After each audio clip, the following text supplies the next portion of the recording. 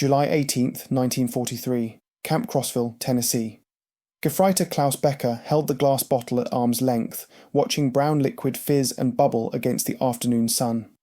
After 18 months in North Africa, surviving on hard biscuits and ersatz coffee made from acorns, this sweetened carbonated beverage called Coca-Cola represented an impossibility. The camp guard had purchased it for 5 cents from the canteen, the same price American children paid with their weekly allowances. Becker took his first sip and felt the sharp carbonation, the overwhelming sweetness, the cold temperature maintained by electric refrigeration. He had never tasted anything like it. Neither had most Germans. Coca-Cola didn't exist in the Reich.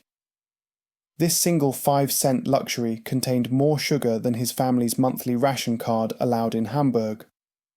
What Becker didn't yet understand was that this bottle represented something far more devastating to Nazi ideology than any military defeat.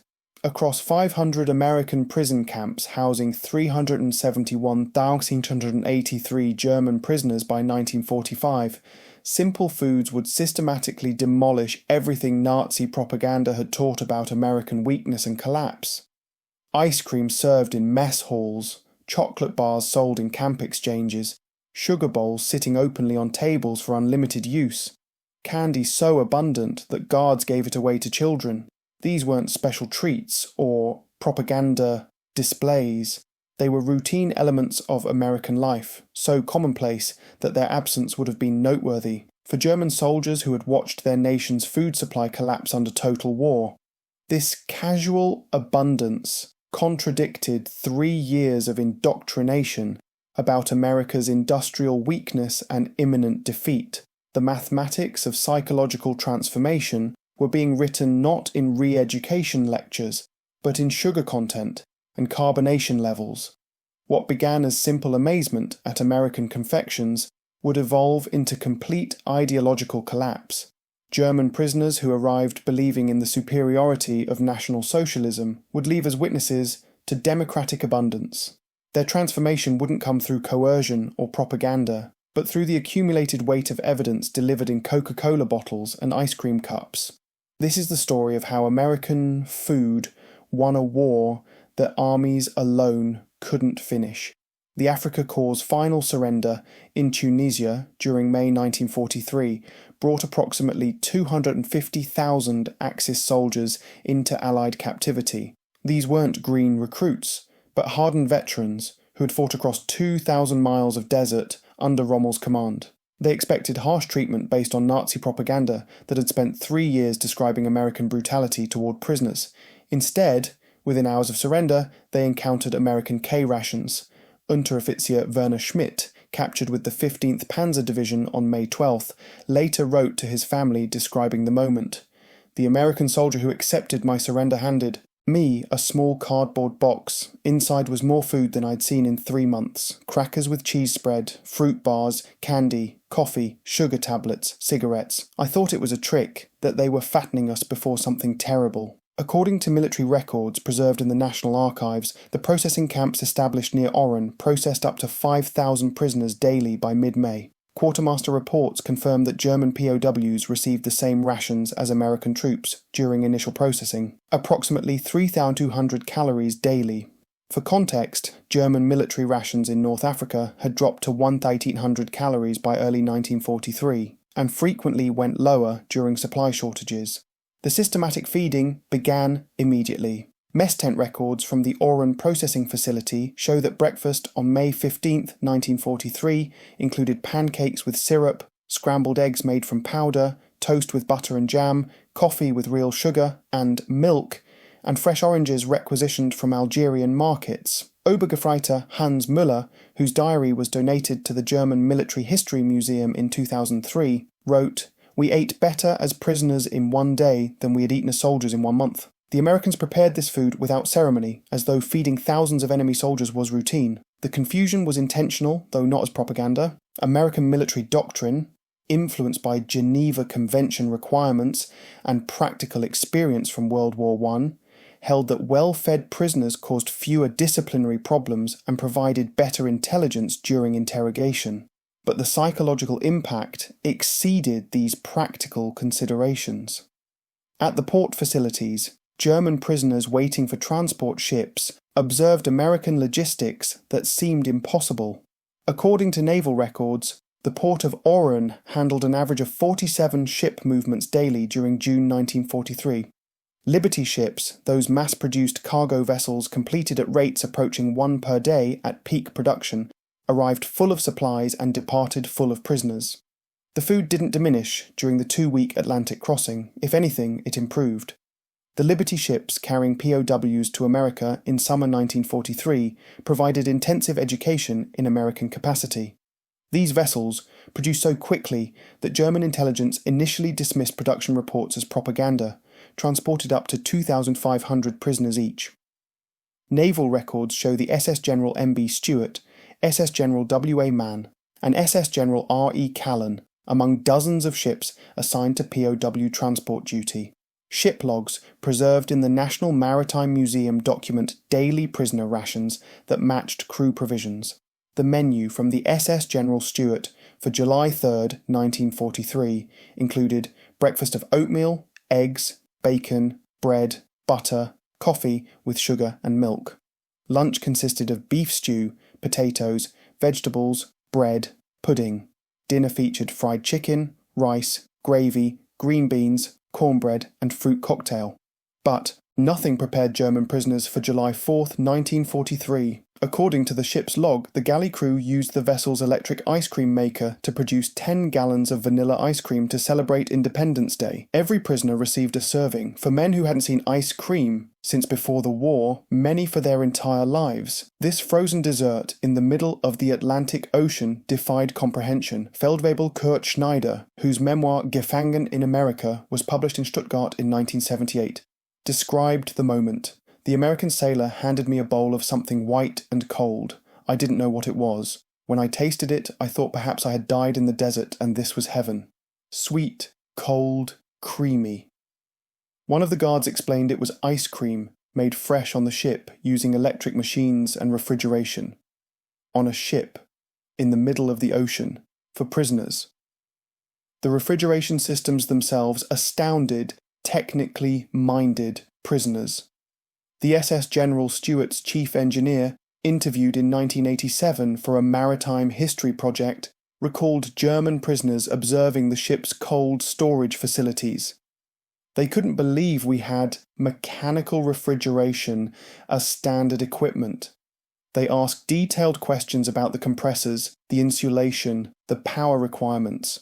One German engineer calculated that the electricity we used just for refrigeration exceeded what his entire factory used for all purposes. The casual nature of this abundance troubled German officers more than the abundance itself. According to declassified army intelligence reports from prisoner interrogations, multiple German officers commented that Americans treated this luxury as routine. There was no special ceremony, no propaganda display. Ice cream on July 4th was simply what Americans did, even for enemies. When the ships approached the American coast in mid-July, prisoners crowded the decks to glimpse their destination. What they saw contradicted Nazi propaganda's vision of a collapsing industrial power. Norfolk Naval Base, Virginia, July 1943. The port facility sprawled across 4,300 acres, handling more tonnage in a single day than Hamburg managed in a week. But German prisoners stepping onto American soil for the first time focused on smaller details that accumulated into cognitive dissonance. At the port exchange visible from the dock, shelves displayed candy bars from multiple manufacturers. Hershey bars, Mars bars, Baby Ruth, Butterfinger, Milky Way, each cost 5 cents.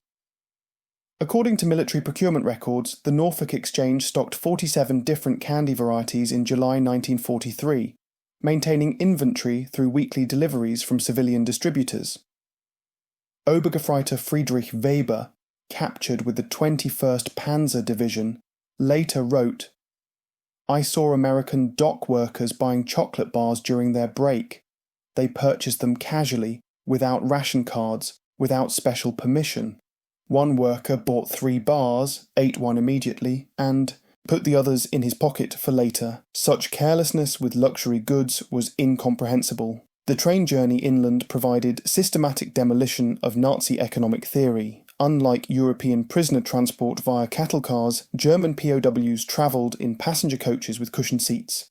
Dining cars served full meals. According to preserved menus from the Pullman Company archives, the dinner service on July 15, 1943, included fried chicken, mashed potatoes, green beans, rolls with butter, apple pie, and coffee. The landscape visible through train windows challenged everything Nazi propaganda had claimed. Through Virginia and Kentucky, prisoners observed electric lights burning in every farmhouse despite wartime. In Germany, blackout regulations had plunged the nation into darkness since 1940. Rural electrification reached barely 30% of German farms. Yet here, electricity flowed to every structure. At a stop in Roanoke, Virginia, prisoners watched railway workers load supplies. One worker opened a Coca-Cola, drank half, and poured the rest on the ground before opening a second bottle. Gefreiter Otto Braun recorded in his diary, "The American worker wasted more than he drank. When I asked the guard about this, he shrugged and said Coca-Cola was cheap, 5 cents per bottle, the same everywhere in America. The standardization seemed impossible. How could the same product cost the same price in Virginia and Texas?" The answer revealed American industrial coordination that exceeded anything Germany achieved through central planning. The Coca-Cola Company's wartime production reached levels that seemed like propaganda if stated baldly. Company archives confirm 5 billion bottles produced in 1943 alone. For context, Germany's entire soft drink industry, limited to a handful of regional producers making products from available ingredients, produced perhaps 100 million bottles annually before the war. By 1943, German soft drink production had ceased entirely. German prisoners discovered that Coca-Cola wasn't just available, it was ubiquitous. Camp exchanges received weekly deliveries. According to Quartermaster Corps records, Camp Hearn, Texas, received 300 cases weekly during summer 1943, each case containing 24 bottles. The camp population averaged 4,200 prisoners. This supply rate meant approximately 1.7 bottles per prisoner weekly, available for purchase at 5 cents each. But availability was just the beginning. The standardization astounded German engineers and chemists. Coca-Cola tasted identical, whether consumed in Maine or California, achieved through industrial processes Germany couldn't match. The syrup concentrate, manufactured exclusively in Atlanta and distributed nationwide to independent bottlers, represented supply chain coordination that Nazi central planning had never achieved. Unteroffizier Hans Becker, who had worked at IG Farben before conscription, studied the Coca-Cola phenomenon with professional interest. Seike's letters preserved by his family and donated to the German Historical Institute in 2005, he wrote, "The Americans have created something remarkable, not the drink itself, but the system. Thousands of independent bottlers, coordinated without central planning, producing identical products using standardized procedures. Every bottle tastes the same. Every bottle costs 5 cents. This achievement exceeds our chemical industry's greatest accomplishments. The 5-cent price carried enormous psychological weight. In Germany, where inflation and shortages had destroyed price stability, the idea that a luxury product could maintain the same price from coast to coast seemed fantastic. Yet American prisoners explained that Coca-Cola's 5-cent price had remained unchanged since 1886, maintained through wars, depressions, and economic upheavals. The military's commitment to providing 5-cent Coca-Cola to servicemen worldwide demonstrated priorities German soldiers couldn't fathom. According to Coca-Cola Company wartime records, the military contracted for 64 overseas bottling plants to ensure American troops could purchase Coca-Cola for a nickel anywhere they served. This included combat zones in Europe and the Pacific. German prisoners working at bottling plants witnessed production that exceeded their previous experience. At the Coca-Cola bottling facility in Waco, Texas, where Camp McCloskey prisoners worked from August 1943 through 1945, the plant produced 15,000 bottles daily with just 43 workers. Automation handled most processes. bottle washing, filling, capping, labelling, and crating. Workers supervised machinery rather than performing manual labour. But Coca-Cola was just one element of American food abundance that shattered Nazi ideology. Ice cream proved even more devastating. Ice cream in American prison camps seemed like deliberate mockery to Germans who hadn't seen it since childhood.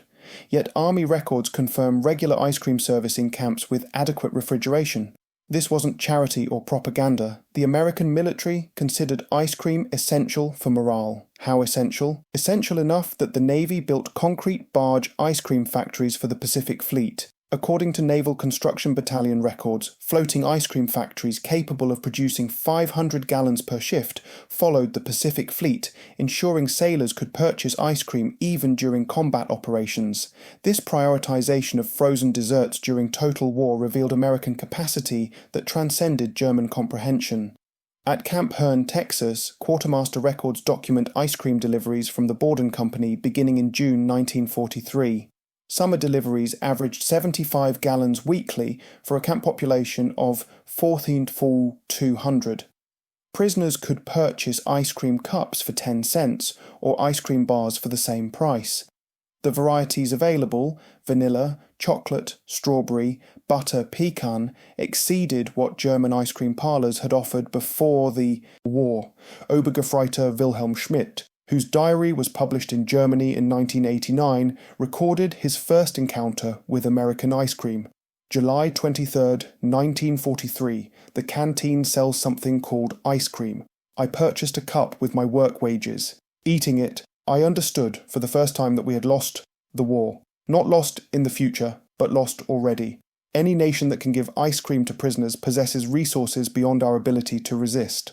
The technology required for ice cream production and distribution demonstrated American industrial sophistication. Electric refrigeration, standard in American facilities but rare in Germany even before the war, maintained stable temperatures throughout production and storage. Insulated trucks delivered ice cream in Texas summer heat without significant melting. Camp bakeries used ice cream in desserts that seemed absurdly extravagant. Records from Camp Hearn's mess hall show ice cream served with cake on July 4, 1943. Ice cream pies offered as dessert options throughout summer. Ice cream sundaes with chocolate syrup and whipped cream during special occasions, and milkshakes made with ice cream and fresh milk available at the canteen. The frequency stunned prisoners. Ice cream wasn't a rare treat or special occasion luxury. It appeared weekly, sometimes daily, during summer months, according to Swiss Red Cross Inspector Emil Sandstrom's August 1943 report. Ice cream is served with such regularity at American camps that prisoners have begun to consider it normal. This normalization of luxury represents profound psychological impact. But the most devastating revelation about American food abundance came from something even more basic than ice cream or Coca-Cola. It came from sugar. In Germany, sugar was strictly rationed at 280 grams monthly per person when available. In American prison camps, sugar sat in bowls on mess hall tables for unlimited use. This single contrast contained volumes about relative industrial capacity. According to quartermaster records, Camp Hearn received 100-pound bags of refined white sugar weekly. The camp used sugar liberally in coffee, tea, baked goods, desserts, and anything else that could be sweetened. No rationing, no careful measuring, no restrictions.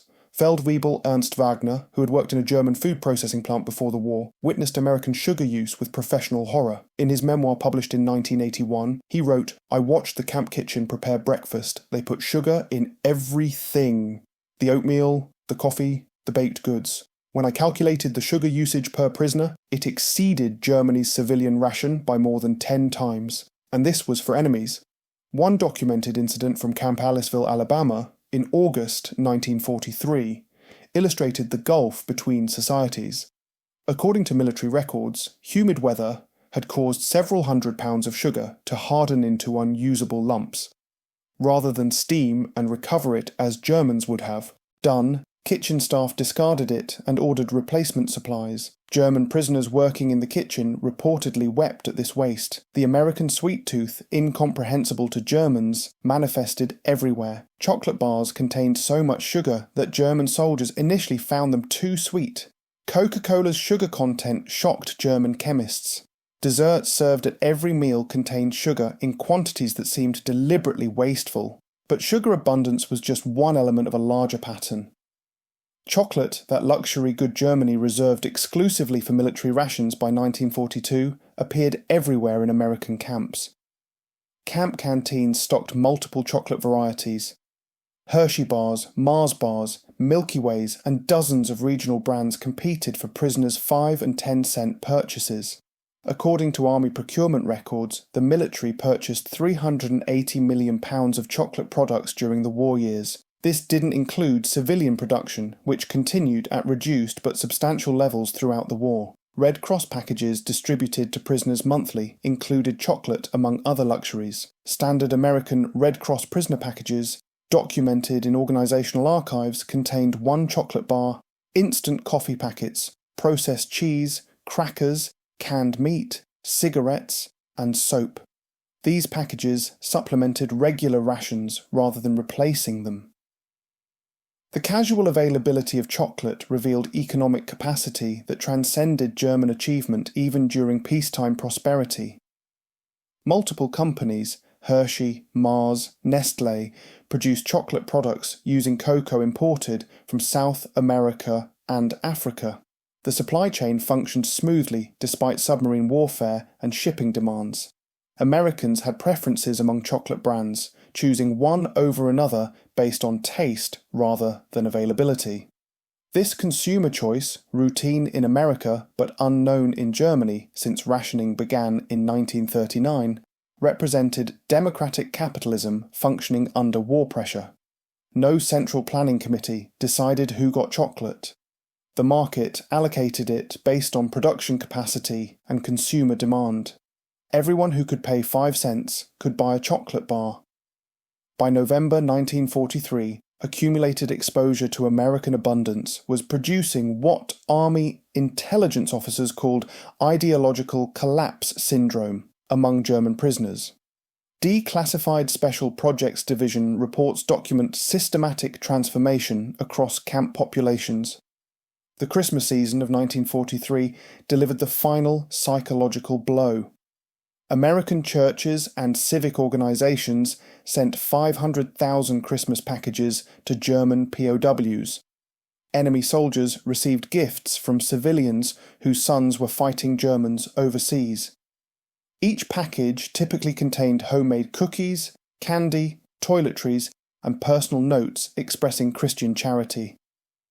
At Camp Herne on Christmas Day, the mess hall served a feast documented in quartermaster records: roast turkey, ham, sweet, potatoes, vegetables, cranberry sauce, pie, ice cream, beer, and coffee. The meal totaled approximately 5,000 calories. Meanwhile, German civilians, when they received rations at all, subsisted on 1 down to 200 calories daily. Obergefreiter Klaus Becker, who had held that first Coca-Cola bottle in July, wrote his final diary entry at Camp Crossville on December 25, 1943.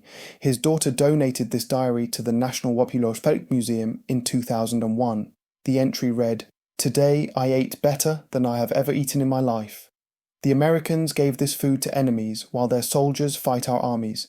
This generosity from a position of strength represents something beyond military power. It represents certainty of victory and confidence in their system. National Socialism promised us superiority. American capitalism delivered ice cream to prisoners. I know now which system works." Between 1945 and 1946, German POWs returned to a destroyed homeland. But they brought knowledge that would reshape Germany. Many had gained significant weight in American captivity while their families had lost weight to starvation. The physical evidence was undeniable. Post-war surveys conducted by occupation authorities found that 74% of returned POWs held favourable views of American democracy. When the Marshall Plan was announced, these former prisoners became its most effective advocates. They had witnessed American abundance that wasn't zero-sum. They understood that prosperity came through production rather than conquest. The statistical record documents this transformation. Of 371,683 German POWs held in America, fewer than 0.6% attempted escape. Post-war immigration records show that 5,000 former POWs legally immigrated to America in the 1950s. Thousands more maintained correspondence with American families for decades. In 1984, Camp Hearn held a reunion attended by 50 former German prisoners. They returned to Texas with their families, showing their children and grandchildren where their transformation had begun. At the reunion dinner, documented by local newspapers, former prisoners spoke of Coca-Cola and ice cream as symbols of democratic abundance that changed their lives. Fritz Zimmermann, speaking for the group, said, "We came as enemies believing in racial superiority and national destiny. We left as friends, understanding that democracy's apparent chaos is its strength and that abundance can be shared even with enemies. The Coca-Cola we drank and the ice cream we ate in prison camps taught us more than any lecture could about the power of free societies." The economic miracle that transformed West Germany in the 1950s was built partly on lessons learned in American prison camps. Former POWs understood that prosperity came from production, that markets could allocate resources efficiently, and that treating people well increased productivity. They had eaten the evidence. Today, Coca-Cola is ubiquitous in Germany. Ice cream parlours operate in every city. The abundance that seemed impossible in 1943 is routine in the 21st century, yet the historical lesson remains powerful: ideological transformation through demonstration rather than propaganda, kindness rather than cruelty, abundance rather than deprivation. The German POWs, who couldn't believe ice cream and Coca-Cola in American prison camps, witnessed democracy's ultimate weapon, the ability to create such abundance that it could be casually shared with enemies. Their story proves that sometimes the greatest victories are won not through destruction, but through demonstration, not through taking, but through giving, not through hatred, but through the simple act of serving ice cream to enemies on a hot summer day. Klaus Becker returned to Hamburg in 1946. Bringing a Hershey bar from his final Red Cross package. He gave it to his 8-year-old daughter who had never tasted chocolate. She ate half and saved half, treating it as the treasure it was, in ruined Germany. When asked decades later about her father's time as a prisoner, she recalled that moment.